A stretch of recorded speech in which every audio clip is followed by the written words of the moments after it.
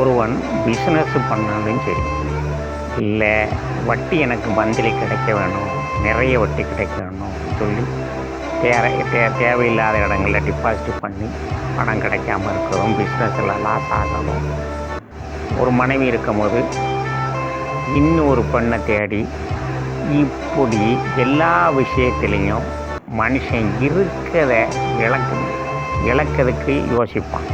அந்த சந்தர்ப்பத்துக்கு வராது. வாழ்க்கையில் நமக்கு இறைவன் கொடுத்ததை ஓகே என்று கொண்டுவிட்டு மறுபடியும் தேடுவது தப்பல்ல. ஆனால் இருப்பதை இழப்பவன் உள்ளதும் போகாமல் பார்ப்பவனே கெட்டிக்காரன். அப்படி இல்லை என்றால் உங்களுடைய இவ்வளவு நாள் முன்னேற்றம் இல்லாமல் போய்விடும். அதனால் ஒரு பெண்ணு இருக்கும்போது இன்னொரு பெண்ணை ஓடி போகுது, பிஸ்னஸ் நல்லா ஓட பிஸ்னஸ் இல்லாமல் இருக்குது, எங்கேயா வட்டிக்கு கொடுத்து ஏமாறுவது,